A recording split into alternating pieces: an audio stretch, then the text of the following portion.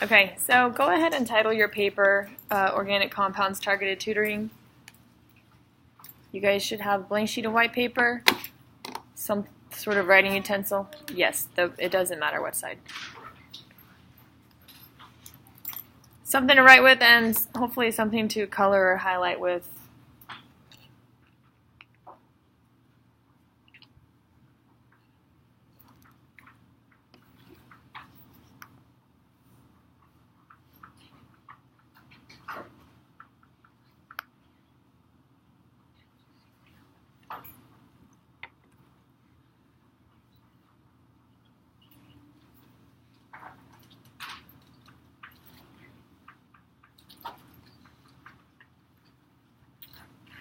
Deeply.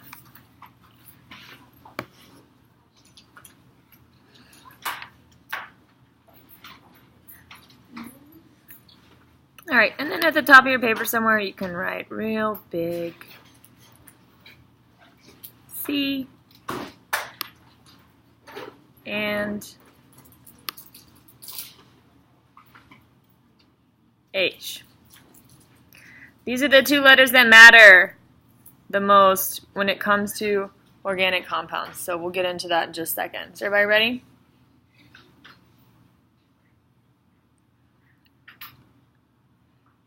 Good. So the definition of organic compounds, which one of these are organic, do we think? Is sugar organic?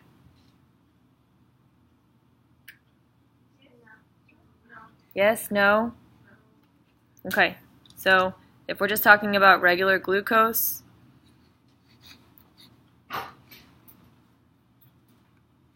then sugar is C, 6, H, 12, O, 6. So, now do we think sugar is organic? Yes? Some of us still know? Okay. So organic compounds are compounds that are found in living things, in organisms. So sugar is made in plants, so it is organic. These geese, swan type things are organic. Cows, plants. What's that? Corn. Bananas, flowers, berries. The only things that are not organic is this house on water. Water's not organic, and these rocks. So organic compounds are the compounds that make up living things. And they always, always, always, at least in 7th grade, have to have carbon and hydrogen in them. Anytime you see a compound with carbon and hydrogen in it, assume that it's an organic compound. So what are the must-haves in organic compounds? Go ahead and write that question.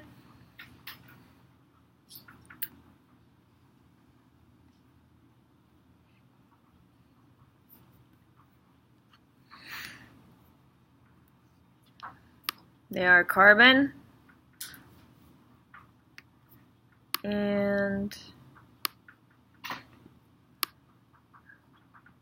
hydrogen.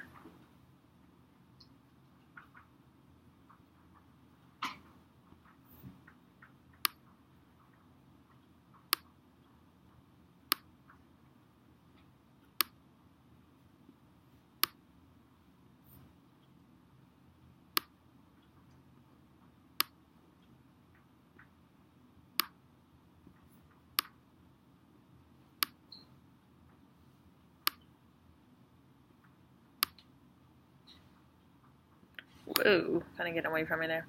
Carbon and hydrogen.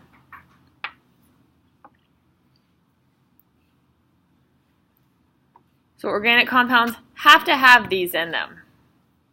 Have to. They have to have a carbon-hydrogen bond.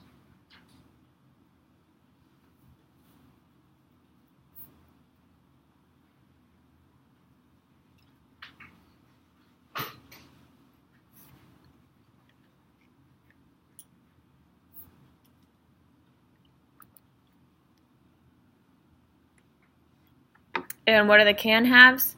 So We already know that they have to have, oops, it would help if I put the pen on. They have to have carbon and hydrogen, so we'll just box that up.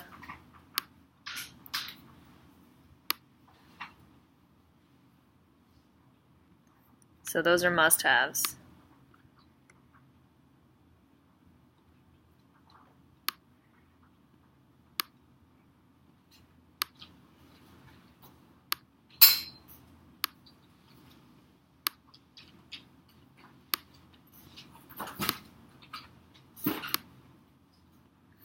And the other ones that they can have are oxygen, phosphorus, nitrogen, and sulfur.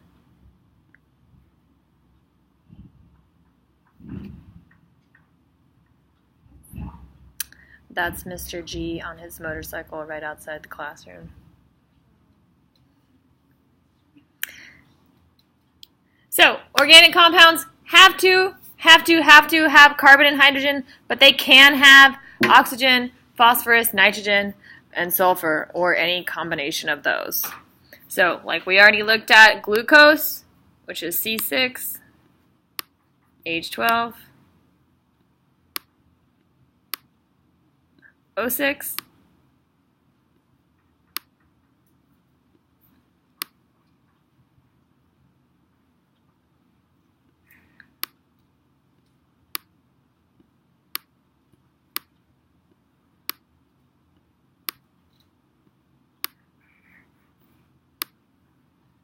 glucose is organic because it has both of the have-tos and it has one of the can-haves. So O, the P, the N, and the S are the can-haves.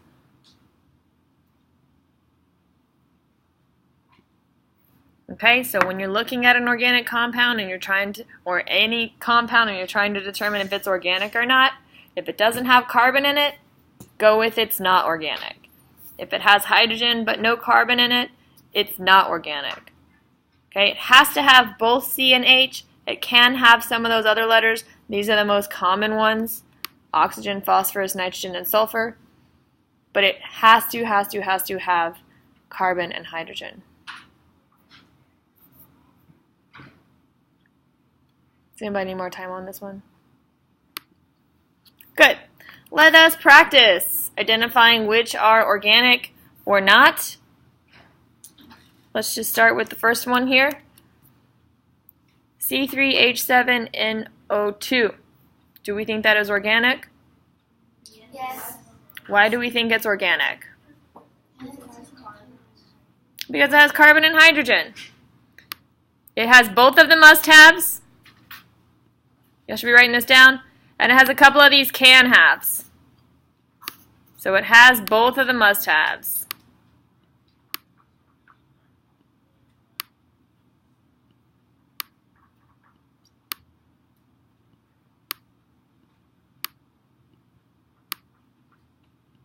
It has C and H. What about water? H2O. Why not? Because it doesn't have carbon. So we'll write no here. And then why not? No carbon.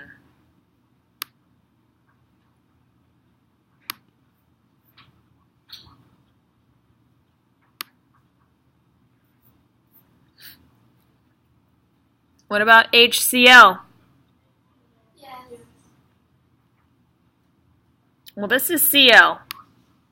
This is not C.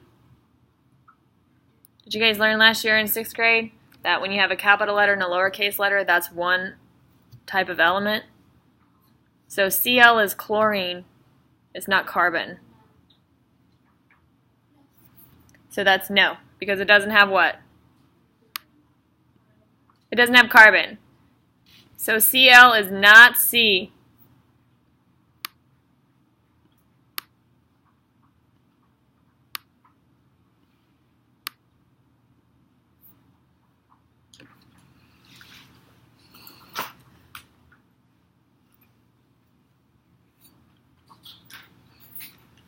All right, I'm going to give you guys a few minutes to work on the next 5 on your own. Go ahead and write them down. Write if you think they're organic or not, and write why, and then we'll discuss it once I see everybody's pencils down.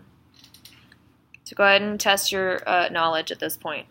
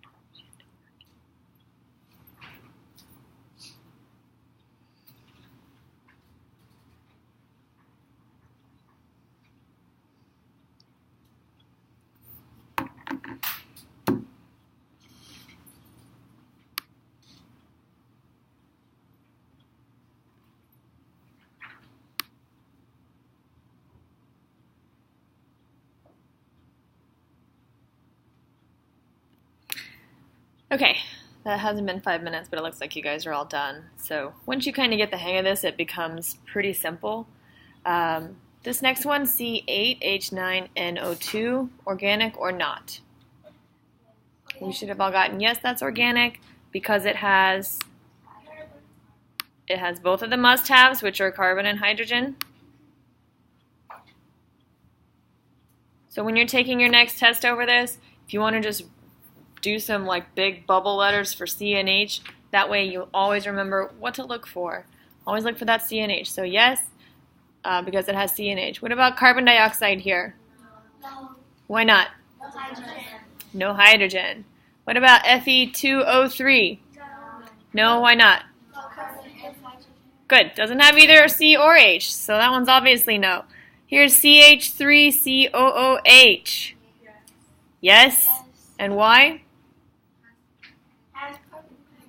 It has carbon and hydrogen. And then we have C3, H5, and N. Yes. Why? Good. Did everybody get all of those correct? Is this starting to sink in a little bit more than it did the first time we learned it? All right. So to summarize, C and H are our must-haves.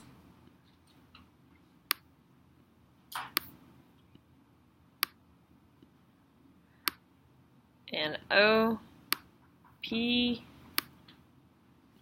nitrogen, and sulfur are our can-haves. So if you want to just remember this word, it sounds like this. Choppins. Always box around the C and the H. It's got to have the C and the H. It can have the other ones.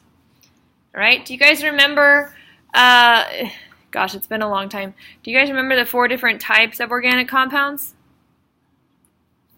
3 of them sounded like nutrition information.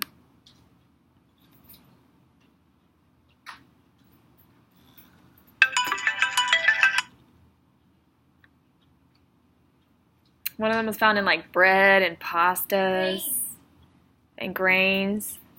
Starts with a C. Actually, the first 5 letters over to the first 5 letters in carbon. Car. Bo. Some people just call them carbs. Carbohydrates? Do you not remember that at all? Carbohydrates. And then there was the one that's found in the meat that you eat. What do you get from meat? Starts with the P. Proteins. And then the next one was in fats. Starts with an L.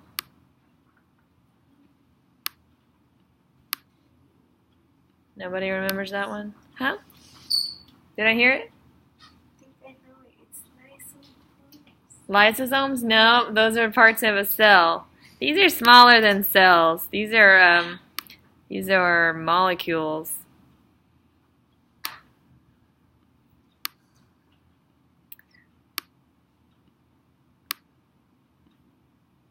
Lipids. There you go, lipids. And lipids are found in fats because they're made out of fatty acids.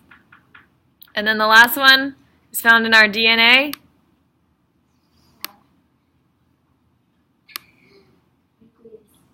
No. Sounds kind of like nucleus. Nucleic acids.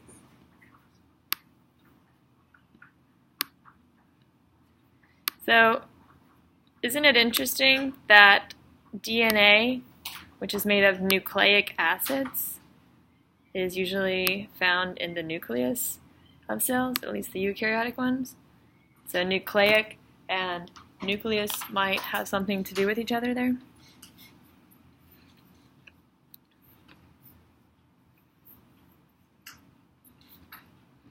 Okay, so remember, C and the H, always must have. I'm sure if you take organic chemistry in college, they'll be like, no. But this is 7th grade, so this is the rule we're using. Must have. Oxygen, phosphorus, nitrogen, and sulfur. Oops. Don't draw that line. That's a mistake. Oh no, I made one mistake. It's crazy. These are can-haves.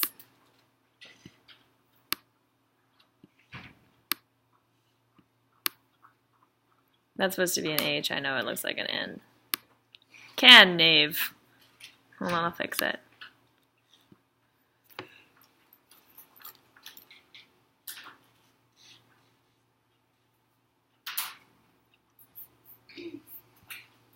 All right, everybody feel good about organic compounds now, at least in this room? Does anybody still have any questions?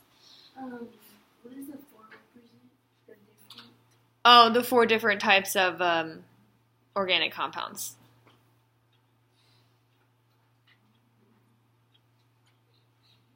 Any other questions?